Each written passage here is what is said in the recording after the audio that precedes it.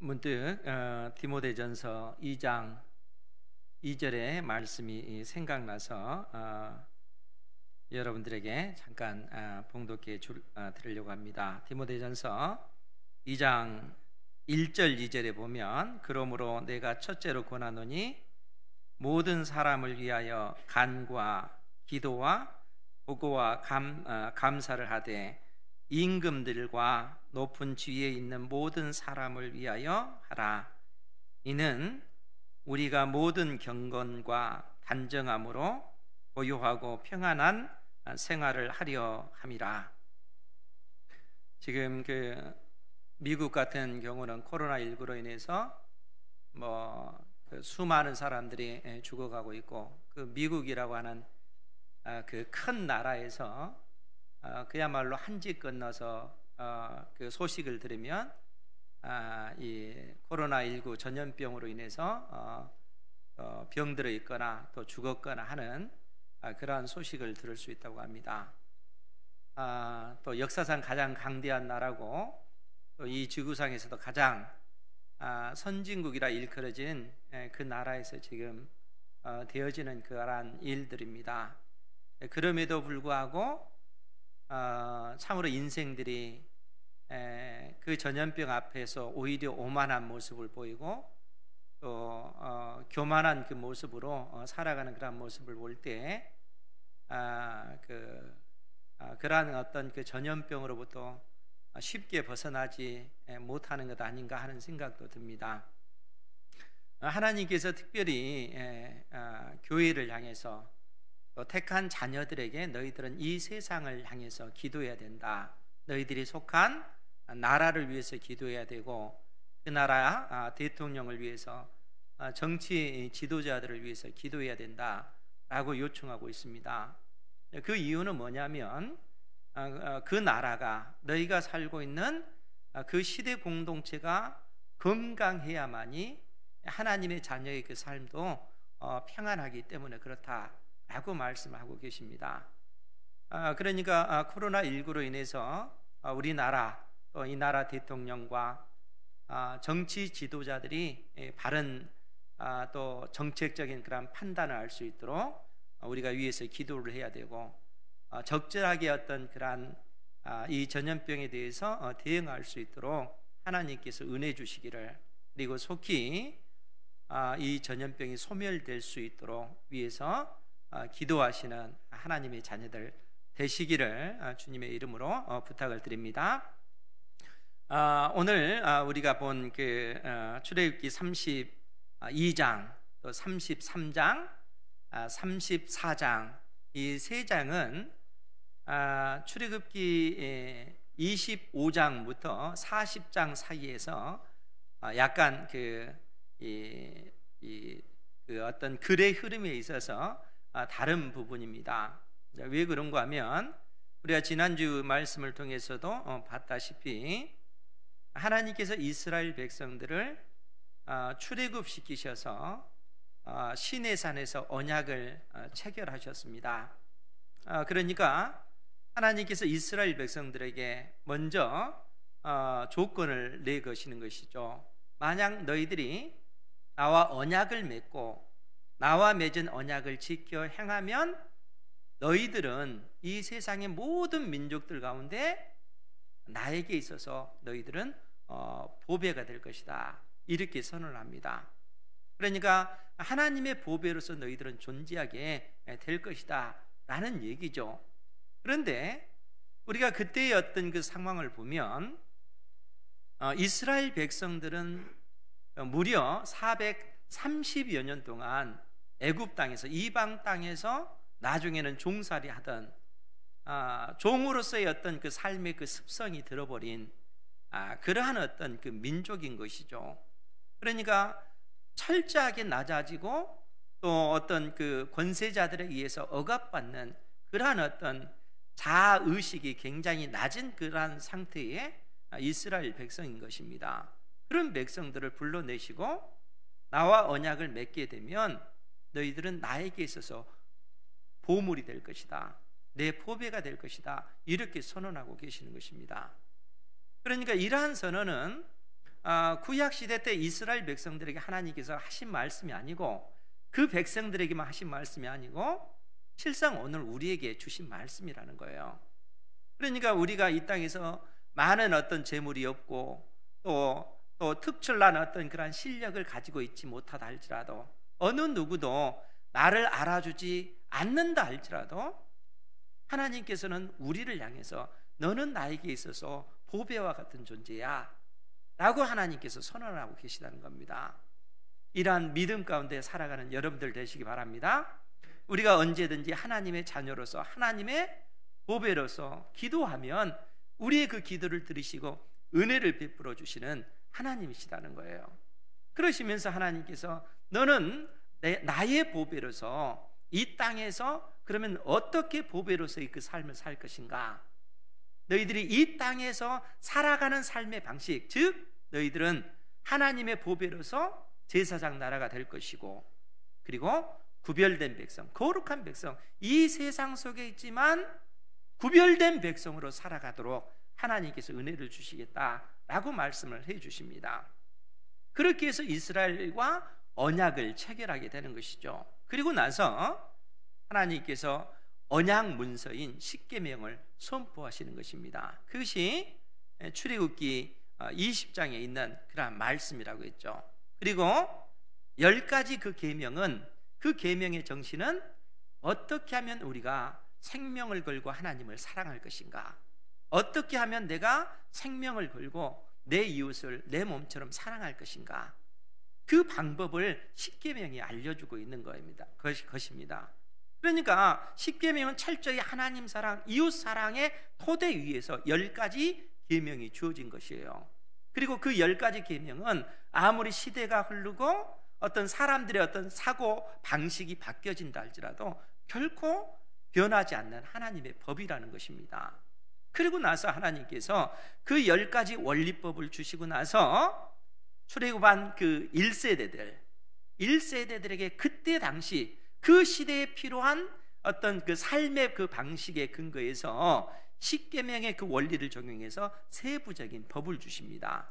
그것이 출애굽기 21장, 22장, 23장에 걸쳐서 그 말씀을 주시는 거예요. 1세대들에게 주신 법이시죠. 그로부터 40년 후에 2세대들에게는 신명기 12장부터 26장까지 약 15장에 걸쳐서 너희들이 약속의 땅 가나안 땅에 들어갔을 때 그 땅에서 너희들이 어떻게 살아야 될 것인가, 십계명의 근거에서 보다 세부적인 그런 법을 또 2세대들에게는 또 주시는 거예요. 그러니까 이 원리법은 시대가 흘러가면서 또 어떤 삶의 어떤 그 생활 방식이 바뀌어지면서 구체적으로 적용할 수 있도록 어떻게 그 상황 속에서 우리가 하나님을 사랑하고 이웃을 사랑할 것인가 하는 그러한 법을 하나님께서 그렇게 세부적으로 그렇게 주셨다는 거예요. 그리고 나서 출애굽 24장은 하나님과 이스라엘 사이에 언약을 체결하죠. 그것도 소를 잡아서 그 피를 반절은 그 하나님의 제단에 뿌리고 반절은 이스라엘 백성들에게 뿌림으로써 생명을 건 언약을 체결하게 되는 것이죠. 그러니까 하나님께서는 생명을 걸고 내가 반드시 너희들을 내 보배로 삼겠다, 내가 반드시 너희들을 이 세상 속에서 제사장 나라가 되게 할 것이고 너희들을 이 세상 속에서 구별된 백성으로 반드시 내가 생명 걸고 그렇게 하겠다, 하나님께서 그러한 언약을 체결하신 것입니다. 동시에 이스라엘 백성도 우리도 생명 걸고 하나님 말을 섬기겠습니다. 만일 우리가 하나님과 맺은 이 언약을 파기하면 이 쪼갠 짐승처럼, 피 흘려 죽은 이 짐승처럼 저주받아 죽을 것입니다 라는 의미가 그 피뿌림 속에 담겨져 있다는 겁니다. 그리고 나서 하나님께서 우리 인생들의 연약함을 아셨기 때문에 혹시라도 우리가 하나님의 약속의 말씀에 순종하지 아니하고 하나님과 맺은 언약을 파기했을 때 그 언약적 저주가 임하기 전에 하나님의 택한 자녀들이 하나님 앞에 나와서 하나님, 내가 범죄했습니다, 나의 죄를 용서해 주십시오 라고 하나님 앞에 간청하면 하나님께서 그 제사 제도를 통해서 택한 자녀의 그 죄를 사해 주시겠다는 거예요. 그리고 이 일을 위해서 하나님께서는 출애굽기 25장부터 40장까지 성막을 만들라 라고 말씀하시는 거예요. 왜요? 그 성막 안에서 제사장이 제사 제도를 통해서 하나님과 이스라엘 백성 사이에 파기되었던 그 언약을 회복하는 그러한 일들을 감당하기 때문에 그렇다는 거예요. 그러니까 우리가 나중에 출애굽기 40장에 보면 성막이 딱 완성되고 나서 하나님의 영광이 그 성막에 임재합니다. 그리고 그 성막에 하나님께서 친히 자정하셔서 여호와께서 회막에서 그 성막에서 모세를 부르시고 하나님의 말씀을 전해주십니다. 성막 안에서 무슨 일을 해야 될지, 그것이 레위기 1장 1절에 그렇게 시작을 하고 있는 거예요. 그러니까 레위기서 전체는 어떻게 우리가 제사장 나라로서 살아갈 것인가, 어떻게 이 땅에서 구별된 백성으로 살아갈 것인가, 그 방법을 제시해 주는 책이 레위기서라는 거예요.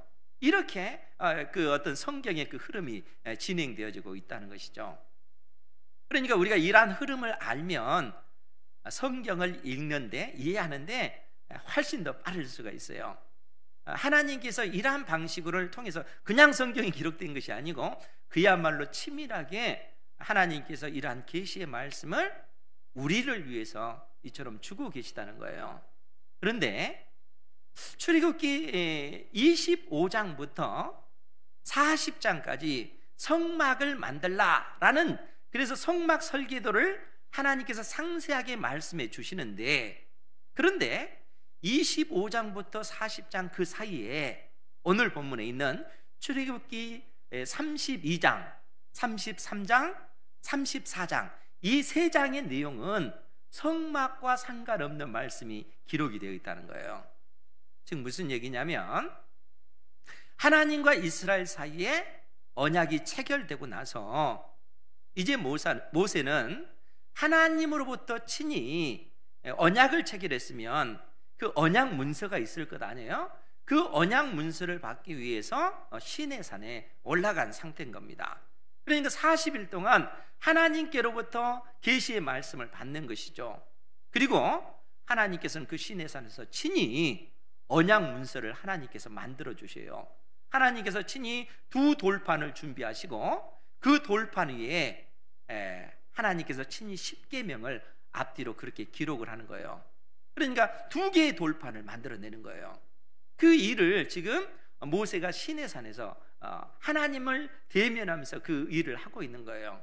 그 내용이 출애굽기 31장 18절에 그렇게 기록이 되어 있습니다. 거기에 보면 출애굽기 31장 18절에 있는 말씀이에요. 여호와께서 시내산 위에서 모세에게 이르시기를 마치신 때에 증거판 둘을 모세에게 주시니 이는 돌판이요 하나님이 친히 쓰신 것이더라. 그러면 여러분 생각해 보세요. 왜 하나님께서 이 증거판 둘을 준비해 놨을까요? 십계명 돌판을 두 개를 준비한 거예요. 왜냐하면 하나는 하나님 편에 있는 것이고 하나는 이스라엘 편에 있기 때문에 그렇습니다. 여러분들 계약서를 쓸 때도 두 개를 써서 계약을 맺은 그 당사자들이 하나씩 그렇게 나눠 갖게 되잖아요. 그것과 같은 원리입니다. 그래서 증거판이다 이렇게 언급을 하고 있습니다. 그리고 그 십계명을 보관한 것이 법궤, 그 법궤를 또 뭐라고 얘기해요? 증거궤, 언약궤라고 그렇게 얘기하죠. 하나님과 이스라엘 사이에 맺은 언약의 증거 문서가 들어있기 때문에 증거궤라고 얘기하는 거예요. 성막을 또 다른 말로 증거막이라고 하잖아요. 하나님과 이스라엘 사이에 언약을 체결한 그 증거막이기 때문에 그런 것입니다. 그러니까 하나님께서 이스라엘과 그 언약을 체결하고 나서 이러한 증거 문서를 모세에게 주기 위해서 친히 모세를 시내산으로 부르시고 이 십계명 두 돌판을 친히 하나님께서 돌판도 준비하시고 그 위에다 하나님께서 친히 글을 새기셔서 모세에게 주고 있다는 거예요. 그런데 이러한 어떤 그 일들이 벌어지고 있는 이러한 때에 지금 이스라엘 백성들의 진영에서는 아주 큰 일이 발생을 했습니다. 그 내용을 오늘 32장이 기록을 하고 있다는 거예요. 그래서 32장 1절 말씀에 보면 백성이 모세가 산에서 내려오미 더딤을 보고 모여 백성이 아론에게 이르러 말하되 일어나라. 우리를 위하여 우리를 인도할 신을 만들라.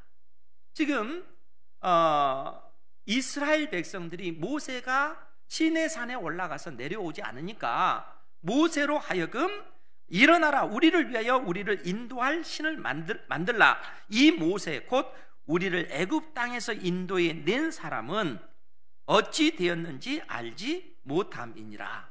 이렇게 이스라엘 백성들이 지금 아론에게 요구하는 거예요. 그러니까 이 아론이 이스라엘 백성들이 이처럼 강력하게 요구하니까 이것을 이기지 못하고 결국 그들의 요구대로 금을 녹여서 금송아지를 만들어낸 것입니다.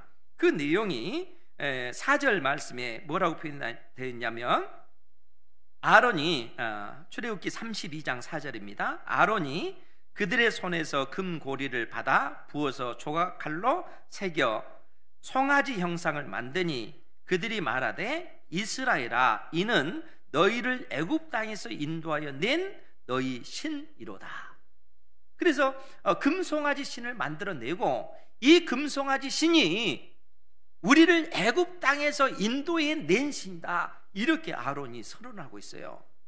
그리고 이스라엘 백성들은 어떻게 합니까? 6절 말씀에 보면 이튿날에 그들이 일찍이 일어나 번제를 드리며 화목제를 드리고 백성이 앉아서 먹고 마시며 일어나서 뛰놀더라. 이게 무슨 얘기입니까? 지금 이튿날 이들이 번제와 화목제를 이 금송아지 신상에게 드렸다는 얘기예요. 그리고 그 앞에서 먹고 마시고 뛰놀더라. 이 표현은 우리가 출애굽기 24장에서 하나님께서 이스라엘과 언약을 체결하고 나서 그 언약이 체결되었음을 선언할 때 번제와 화목제를 통해서 언약 체결 의식을 거행을 합니다. 그리고 나서 언약이 체결되고 나서 하나님 앞에서 그들이 먹고 마시는, 잔치하는 그러한 모습을 보여주고 있는 거예요. 그러니까 지금 이스라엘 백성들은 금송아지 신을 만들어내고 지금 이 금송아지 신과 언약을 체결하는 거예요. 이 금송아지 신이 우리를 보호한, 우리를 애굽 땅에서 인도해 낸 신이다, 이렇게 선언하고 있는 거예요. 여러분, 이 일이 얼마나 참 고통스러운 그런 일인가 하면, 지금 하나님과 이스라엘 사이에 언약을 체결하고 그 언약 문서에 그야말로 잉크도 마르지 않는 그러한 상황이라는 거예요. 그런데 이스라엘 백성들이 하나님과 맺은 언약을 지금 파기한 것입니다. 파기하고 이 금송아지 신과 언약을 체결하는 그러한 모습을 보여주고 있는 거예요. 그런데 여러분, 지금 우리가 출애굽기 24장을 통해서 봤던 내용이 뭡니까? 하나님과 이스라엘 사이에 체결한 그 언약을 파기했을 때 언약적 그 심판으로서 쪼갠 짐승처럼 저주받아 죽는 그러한 맹세를 했잖아요. 그런데 지금 이스라엘 백성들이 하나님과 맺은 언약을 그처럼 파기하고 만 것입니다. 그러니까 이러한 상황 속에서 하나님께서 모세에게 말씀하시는 거예요. 7절에 뭐라고 얘기를 하냐면, 여호와께서 모세에게 이르시되 너는 내려가라. 내가 애굽 땅에서 인도하여 낸 너의 백성이 부패하였도다. 하나님께서 지금 모세를 불러서 하는 얘기가 뭐냐면, 너는 속히 내려가라. 내가 애굽 땅에서 인도하여 낸 너의 백성이 부패했다는 거예요. 하나님의 백성이 아니라, 주님의 백성이 아니라 모세 너의 백성이다. 하나님께서 이렇게 선언하는 것입니다. 무슨 얘기입니까? 이미 하나님과 맺은 그 언약 자체가 파기되었음을 지금 하나님께서 이처럼 선언하고 있는 것입니다. 그러면서 하신 말씀이 10절 말씀에 하나님께서 뭐라고 말씀하시냐면, 그런즉 내가 하는 대로 두라. 내가 그들에게 진노하여 그들을 진멸하고 너를 큰 나라가 되게 하리라. 그러니까 하나님께서는 언약법의 근거에서 이스라엘을 완전히 진멸시키시겠다는 거예요. 그리고 모세를 통해서 새로운 민족을 만들어내겠다. 내가 너로 큰 민족이 되도록 만들겠다. 하나님께서 지금 이처럼 말씀하고 있는 것입니다. 그러니까 쪼갠 짐승처럼 하나님께서 이스라엘을 완전히 진멸시키시겠다라는 그런 얘기죠. 그러할 때 모세가 어떻게 해야 될까요? 이때 모세가 비로소 중보자로서 하나님 앞에 그의 생명을 걸고 하나님 앞에 기도하기 시작하는 것입니다. 11절 말씀에 보면 모세가 그의 하나님 여호와께 구하여 이르되 여호와여 어찌하여 그 큰 권능과 강한 손으로 애굽 땅에서 인도하여 내신 주의 백성에게 진노하시나이까. 내 백성이 아니라 이 백성은 주님의 백성이라는 얘기입니다. 주님께서 친히 큰 권능과 강한 손으로 애굽 땅에서 인도하여 내신 주의 백성에게 어찌하여 진노하십니까? 주님의 백성입니다. 어찌하여 이 백성이 내 백성입니까? 지금 모세가 하나님 앞에 그렇게 기도하는 거예요. 그러면서 뭐라고 얘기합니까? 12절에 어찌하여 애굽 사람들이 이르기를 여호와가 자기 백성을 산에서 죽이고 지면에서 진멸하려는 악한 의도로 인도해 내었다고 말하게 하시려 하나이까. 지금 모세가 하나님 앞에 이처럼 기도하는 거예요. 하나님, 이스라엘 백성들을 출애굽에 낸 목적이 이 시내산에서 이 백성을 진멸하기 위해서입니까? 만약 하나님께서 이스라엘을 이 땅에서, 이 광야에서 진멸시키면 애굽 사람들, 세상 사람들이 하나님을 뭐라고 조롱하겠습니까? 하나님께서 자기 백성들을 인도에 내서 결국 광야에서 다 진멸하고 말았다, 이런 조롱을 하나님께서 친히 들으시겠습니까? 라고 지금 얘기하는 거예요. 그러면서 또 뭐라고 기도를 합니까? 13절에 주의 종 아브라함과 이삭과 이스라엘, 즉 야곱을 기억하소서.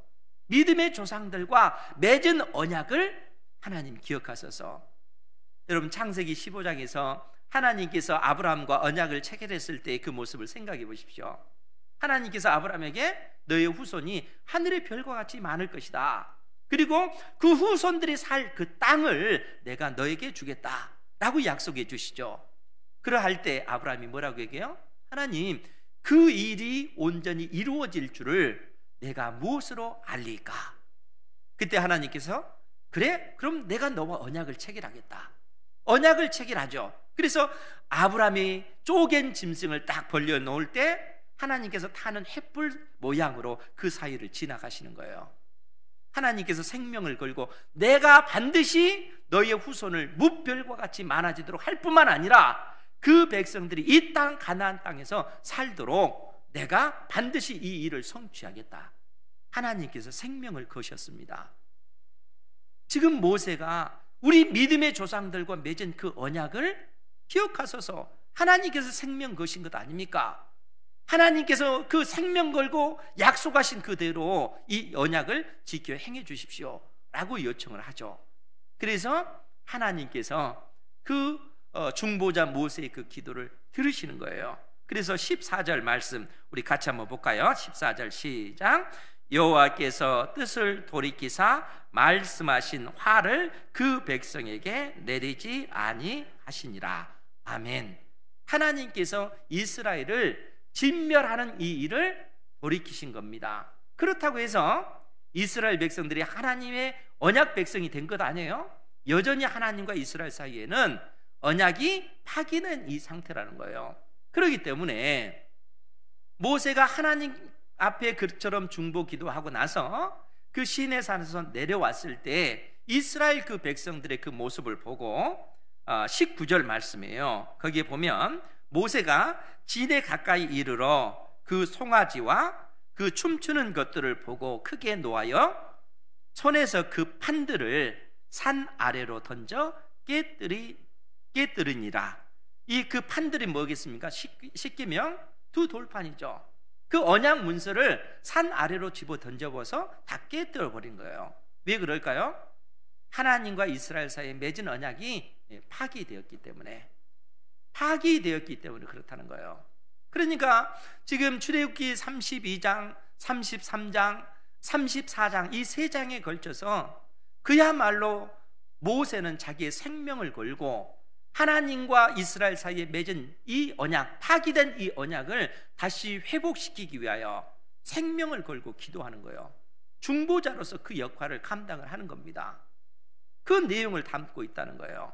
그러니까 지금 이러한 상황 속에서 이 모세가 느꼈을 그 고통, 그 아픔이 얼마나 컸겠는가 하는 거예요. 지금 이스라엘 백성들은 하나님 앞에 대적하는 그런 편에 서 있고, 지금 하나님은 이스라엘 향해서 진노를 내리기를 원하고 계시고, 그 사이에 중보자로서 모세가 서 있는 것입니다. 그런 상황 가운데 오늘 말씀이 우리에게 주어진 거예요. 그러니까 25절 말씀에 보면 모세가 본즉 백성이 방자하니 이는 아론이 그들을 방자하게 하여 원수에게 조롱거리가 되게 하였습니다. 백성이 방자하다 하는 이 말이 무슨 얘기겠어요? 방자하다 그 얘기는 더 이상 모세가 그의 힘으로, 그의 능력으로 어떻게 할 수 있는 방법이 없다는 거예요. 통제할 수 없는 상황이 되어버린 겁니다. 이스라엘 백성들을 통제할 수 없는 그러한 상황, 그야말로 막막한 그러한 상황이 되어진 거예요.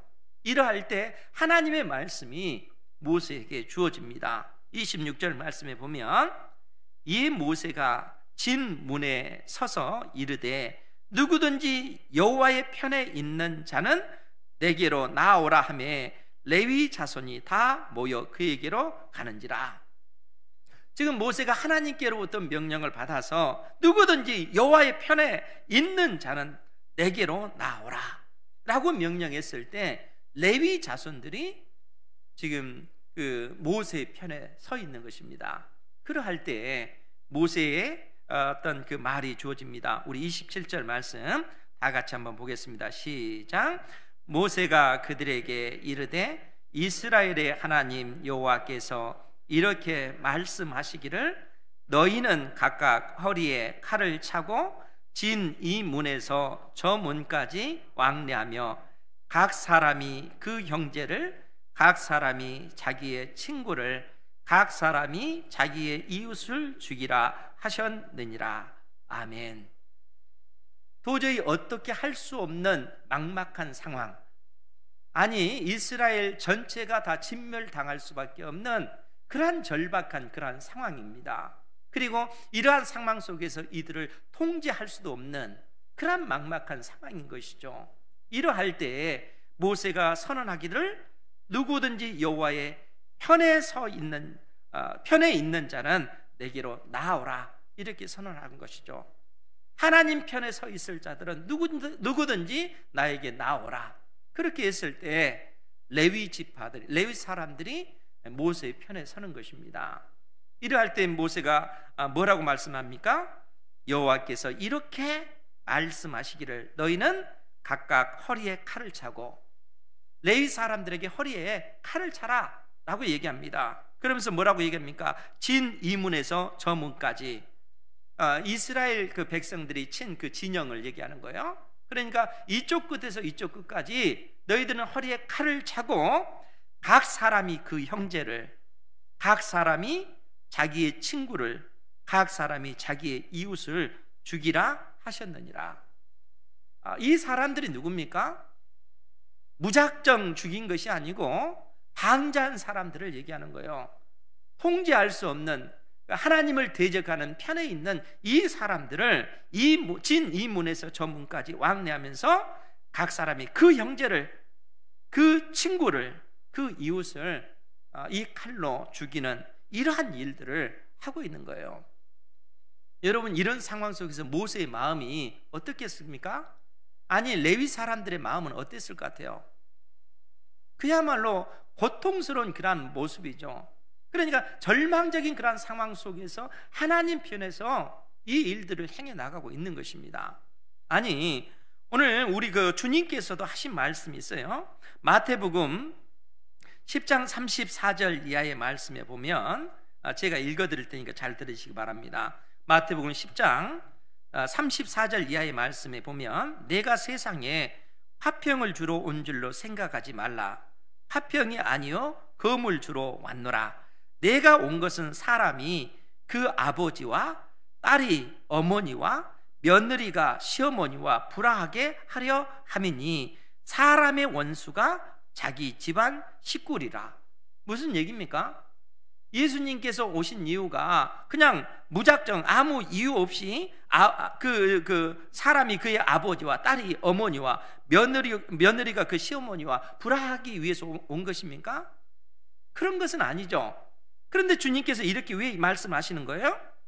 37절 이하에 아버지나 어머니를 나보다 더 사랑하는 자는 내게 합당하지 아니하고 아들이나 딸을 나보다 더 사랑하는 자도 내게 합당하지 아니하며 또 자기 십자가를 지고 나를 따르지 않는 자도 내게 합당하지 아니하니라. 자기 목숨을 얻는 자는 잃을 것이요 나를 위하여 자기 목숨을 잃는 자는 얻으리라. 이 말씀이 무슨 얘기겠어요? 우리가 하나님 편에 서 있어야 된다, 그 얘기예요. 아무리 혈육이라 할지라도, 부모라 할지라도, 자식이라 할지라도 하나님을 대적하는 반대편에 서 있으면 믿음의 자녀들은 하나님 편에 서 있어야 된다는 거예요. 예수 그리스도를 믿는 우리들이 이 땅에 살아갈 때 믿지 않는 부모로 인해서, 믿지 않는 그 자녀들로 인해서 겪는 그 고통이 얼마나 큽니까? 그렇지 않습니까? 근본적으로 어떤 다르기 때문에 그래요. 하나님께서 우리를 이 세상 가운데서 구별해 내실 때는 구별된 백성답게 하나님 편에 서서 우리가 살아가야 된다는 거예요. 이로 인하여 어떤 그 혈육의 어떤 그 관계 속에서 고통이 따른다 할지라도, 그 절망적인 그런 아픔이 있다 할지라도 그 아픔을 감내하고 하나님 편에 서 있으면 하나님께서 우리에게 생명을 공급해 주시겠다는 그런 얘기입니다. 하나님께서 은혜를 주시겠다는 얘기예요. 아무리 가까운 형제라 할지라도 우리는 그 형제의 그 말을 따라서 하나님을 대적하는 편에 서 있는 것이 아니라 하나님 편에 서 있어야 된다는 거예요. 그것을 하나님께서 오늘 모세에게 주신 말씀입니다. 레위 지파 사람들이 그야말로 눈물을 흘리면서 이 고통스러운 그 현장 속에서 그 각 사람이 자기 형제를, 각 사람이 그 이웃을, 각 사람이 친구를 칼로 이처럼 죽이는 그러한 일들을 행하는 그 이유가 도저히 방자한 그러한 상태, 하나님을 대적한 그러한 상태, 더 이상 통제할 수 없는 상태, 그들의 죄로 인하여 이스라엘이 그 죄로 인해서 완전히 오염되고 그로 인하여 진멸될 수밖에 없는 그 상황 속에서 그들이 눈물을 머금고 하나님 편에 서서 이 일들을 감당하고 있다는 겁니다. 하나님 편에 서서, 하나님 편에서 이 일을 감당하고 있는 거예요. 그러니까 이러한 삶은 쉽지 않는 삶이죠. 인간적으로 굉장히 고통스럽지만, 정말 고통스럽지만 믿음으로 하나님 편에 서서 그 길을 걸어가는 것입니다. 하나님께서 택한 자녀들에게 그 삶을 요구하고 계시는 것입니다. 하나님 편에 서서 믿음의 삶을 살아가는 여러분들 되시기 바랍니다. 하나님께서 우리에게 그것을 요구하고 계셔요. 코로나19 이 어려운 시대 속에서도 우리로 하여금 하나님 편에 서 있어야 된다. 진리의 말씀 편에 서 있어야 된다. 그 말씀을 생명 걸고 지켜 행해 나가야 된다. 주께서 그렇게 말씀하고 계시다는 거예요. 이러한 일들을 이스라엘 백성들이 감당했을 때 28절 말씀에 보면 레위 자손이 모세의 말대로 행함에 이날의 백성 중에 3,000명 가량이 죽임을 당하니라. 약 3,000명이 죽임을 당했다는 거예요. 그리고 나서 하나님께서 뭐라고 얘기하십니까? 29절 말씀 우리 같이 한번 볼까요? 시작. 모세가 이르되 각 사람이 자기의 아들과 자기의 형제를 쳤으니 오늘 여호와께 헌신하게 되었느니라. 그가 오늘 너희에게 복을 내리시리라. 아멘.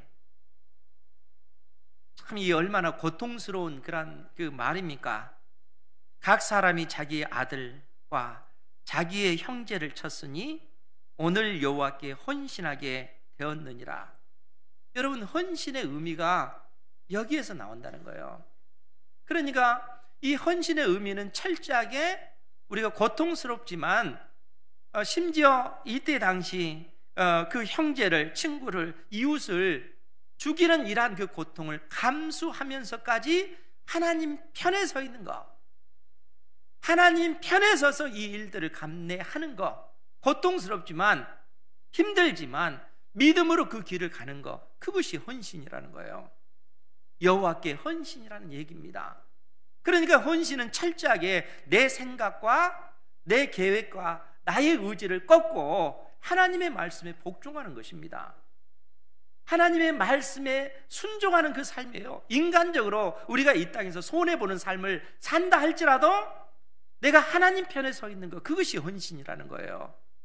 그런데 이런 삶을 오늘날 우리가 쉽게 그 길을 선택하기가 어렵잖아요. 당장 먹고 사는 그러한 문제로 인해서 우리는 위축되는 그러한 연약한 인생 아닙니까? 그렇기 때문에 끊임없이 이 세상과 타협하는 그러한 모습을 우리는 갖고 있다는 거예요. 그런데 그러한 모습은 헌신이 아니라는 거예요. 헌신이라고 하는 것은 네가 비록 이 땅에서 손해보고 손해본다 할지라도 철저하게 그 길을 포기하고 하나님 편에 서 있는 것, 그것이 헌신이라는 거예요. 이러한 일들을 이 레위 사람들이 감당했을 때 하나님께서 모세를 통해서 하신 말씀이 뭡니까? 그가 오늘 너희에게 복을 내리시리라. 하나님께서 레위 사람들에게 복을 내리시리라. 그러면 여러분, 이 복이 어떤 복일까요? 여러분, 레위 지파 사람들은 하나님께로부터 저주받은 사람들입니다. 왜냐하면 창세기 49장에 믿음의 조상 야곱이 12 아들에게 유언할 때 축복 기도를 하면서 또 이 세상을 떠날 때 이 시므온과 이 레위에게 저주의 유언을 남겼습니다. 그러니까 계시의 의미예요. 하나님께서 야곱을 통해서 시므온과 그 레위 사람에게 저주의 말을, 앞으로의 어떤 그 삶이 저주의 삶일 것이다 라고 그렇게 말씀하고 있습니다. 그 내용이 5절 이하에 그 기록이 됐는데 제가 읽어드릴 테니까 잘 들으시기 바랍니다. 창세기 49장 5절 말씀에 보면 시므온과 레위는 형제요 그들의 칼은 폭력의 도구로다 이렇게 선언하고 나서 7절에 뭐라고 얘기하냐면 그 노여움은 혹독하니 저주를 받을 것이요 분기가 맹렬하니 저주를 받을 것이리라. 그러니까 하나님께서 이 시므온 지파와 이 레위 지파를 향해서 그 후손들은 저주받을 것이다 라고 얘기해요. 그래서 나중에 이 시므온 지파 같은 경우는 어떻습니까? 나중에 이 시므온 지파는 그 이스라엘 12지파가 땅을 분배받았을 때 유다 지파 그 영토 안에 조그맣게 그 시므온 지파가 그 영토를 차지합니다. 그러다가 역사가 지나가 보니까 시므온 지파는 어디로 갔는지 모르고 다 흔적도 없이 사라지고 맙니다. 시므온 지파는 그렇게 역사상 사라지고 말아요. 그것이 시므온 지파의 그 모습이라는 거예요. 그럼 레위 지파는 어떻습니까? 지금 창세기 49장 7절의 말씀에 뭐라고 얘기했냐면 저주를 받을 것이요 저주를 받을 것이리라 라고 선언하고 나서 내가 그들을 야곱 중에서 나누며 이스라엘 중에서 흩으리로다. 하나님께서 그 저주를 내리셨는데 그 저주가 뭐냐면 야곱 중에서, 즉 야곱의 그 후손들 가운데서 레위 지파는 함께 모여서 사는 존재가 아니라, 또 땅을 기업으로 받아서 사는 존재가 아니라 그들은 흩어진 존재가 되고 말 거라는 겁니다. 그것을 반복적으로 표현한 것이 야곱 중에 나누며 이스라엘 중에서 흩으리로다 이렇게 언급이 되어 있다는 거예요. 그러니까 이것은 하나님의 그 저주입니다. 함께 모여서 사는 것이 아니라 그들은 저주받은 그러한 어떤 지파가 된 것이죠. 그런데 오늘 출애굽기 32장에서 하나님께서 이 레위 사람들에게, 레위 지파에게 오늘 내가 너에게 복을 내리라 이렇게 선언하고 있어요. 그러면 그 복이 뭡니까? 우리가 레위기서를 또 민수기를 통해서 결국 드러난 그 복이 뭐냐면 하나님께서 저주로 레위 지파를 흩으시겠다라고 했지만 이제는 이 복의 전달자로서 흩으시겠다는 얘기예요. 나중에 이스라엘 12지파가 땅을 분배함을 받고 각 지파마다 4개의 그 성을 레위 지파에게 나눠줍니다. 그래서 12지파가 무려 4개씩 주니까 48개의 그 성을 이 레위 지파에게 주는 거예요. 12지파가 주니까. 그러니까 레위 지파들은 그 48개의 그 성에서 살면서 하나님의 그 말씀을 그 이스라엘 백성들에게 가르치고 하나님의 그 말씀을 통해서 어떻게 하면 우리가 이 땅에서 제사장의 나라로서 구별된 백성으로 살아갈 것인가 하는 이러한 도리를 가르치는, 그야말로 이 막중한 그 책임을 맡은 그러한 어떤 지파로 하나님께서 만드셨다는 거예요. 그래서 신명기 18장 2절 말씀에 보면 레위인들은 그들의 형제 중에서 기업을 가지지 않을 것은 여호와께서 그들의 기업이 되시기 때문이다, 이렇게 선언하고 있습니다. 그러니까 다른 12지파들은 다 그 기업을 물려받잖아요. 땅을 그 유산으로 상속받잖아요. 그게 재산이잖아요. 그런데 레위 지파 사람은 기업이 뭐냐면 돈이 아니라 하나님이 기업이라는 거. 하나님, 모든 것을 공급하시는 그 하나님이 레위 지파의 그 기업이 되었다는 거예요. 그러니까 이 얼마나 놀라운 그 은혜요, 복입니까? 하나님 앞에 헌신했더니, 하나님 앞에 정말 고통스럽지만, 정말 죽을 것 같지만 하나님의 그 편에 서서 형제를, 또 친구를, 이웃을 칼로 그 죽이는 이러한 어떤 일들을 그들이 눈물을 흘리면서 감당했지만 그 고통스러운 그들의 어떤 그 헌신을 하나님께서는 기억하시는 것이죠. 그리고 그들의 어떤 그 저주의 그 삶을 복된 삶으로 바꾸셨다는 거예요. 그것이 하나님의 은혜인 것이죠.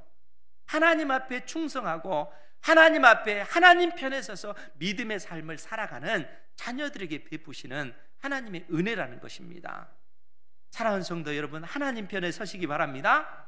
힘들지만, 고통스럽지만, 믿지 않는 어떤 부모를 인해서, 믿지 않는 형제들로 인해서, 믿지 않는 친척들로 인해서 때에 따라 우리의 그 신앙이 핍박을 받는다 할지라도, 또 삶의 그 환경으로 인해서, 전염병으로 인해서 경제적으로 심히 위축되고 이로 인하여 먹고 사는 문제마저도 염려되고 근심되는 그러한 상황이라 할지라도 그 상황 속에서 우리는 하나님 편에 서 있어야 된다는 거예요.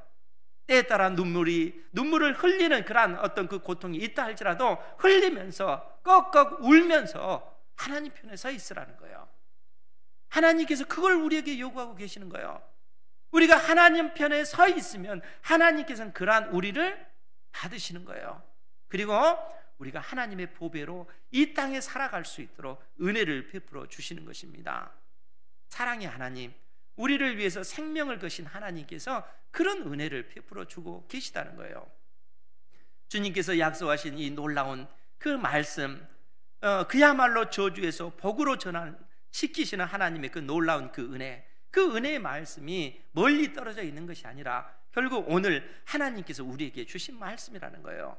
철저히 하나님 편에 서셔서 하나님께 기쁨이 되고, 또 여러분들의 전 인생을 통해서 간절히 하나님의 그 이름을 영화롭게 해드리는 것, 이것이 나의 소망입니다. 나의 소원입니다. 하나님 앞에 기도하시고 그러한 믿음의 삶을 살아가는 여러분들 되시기를 주님의 이름으로 축원드립니다. 기도하겠습니다.